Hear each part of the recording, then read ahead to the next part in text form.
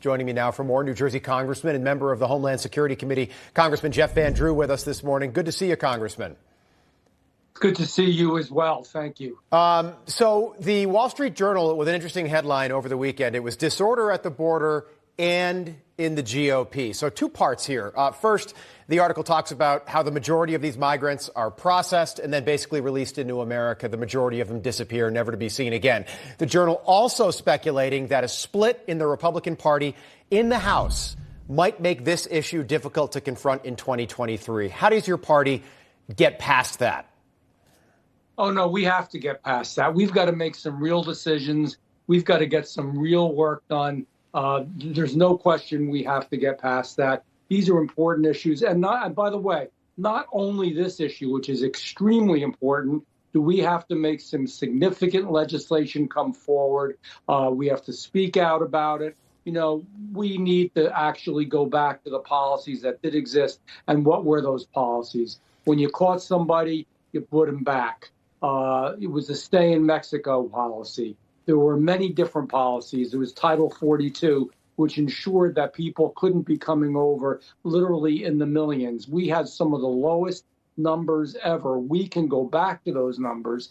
We first need to come up with good legislation, good ideas, good initiatives. And if we're going to have some intra-party disagreements, that's fine. But God help us if we just let that stop us from getting done what needs to be done. And I'm firmly committed to that. Congressman, over the weekend, West Virginia Senator Joe Manchin implied that impeaching Alejandro Mayorkas in the new year might be unfair. Do you agree with that assessment?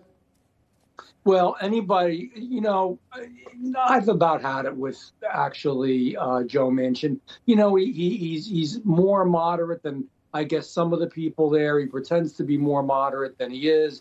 I don't mean to be mean-spirited, but either you are a moderate, a conservative individual that represents your constituency, or you're not. And I don't think he is, whether it was Build Back Better, which he eventually went for and made a bad deal for America and made a bad deal for himself, or whether here's an example of the worst Homeland Security chief we've ever had, the worst director, who was literally purposefully lying and allowing these people to cross the border. If there's anybody that should be impeached, it's this individual, or at the very least fired.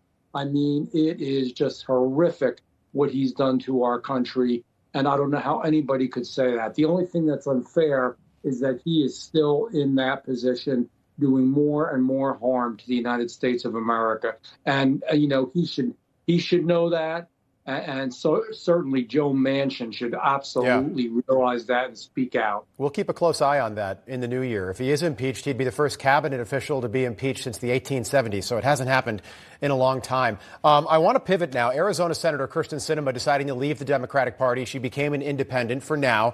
You did the same thing in 2019. You were a Democrat representing your district in New Jersey. You became a Republican. What was that experience like? And what do you think this means for the Senate heading into 2024?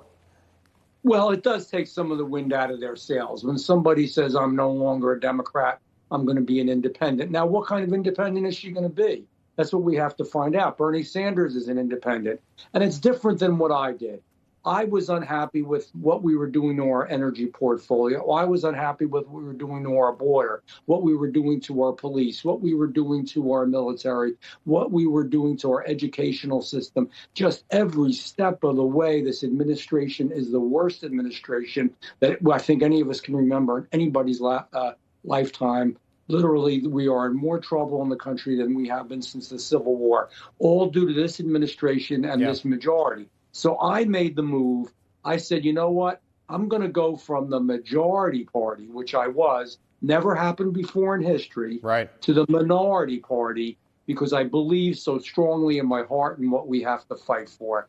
Now, what we have to find out with Synema, does she really believe in her heart that she has to stand up and fight and stop all these things I mentioned? Or is it just going to be a little work around the edges and nothing that is as significant as it should be. Yeah. She should have become a Republican. Yeah, she's a moderate conservative. That's what we're watching for. You went from Democrat to Republican. She's gone from Democrat to independent. Will she make the conversion complete and go from Democrat to independent to Republican over the next several months? I'll reach out to her and support her, but if she doesn't, then we need to have a Republican win those seats. Yep. We'll see what happens in 2024. It could be a red on purple matchup. Sir, great to see you. New Jersey Congressman Jeff Van Drew, thank you. Merry Christmas to you and all your listeners and viewers. Same to you. Thank you, sir.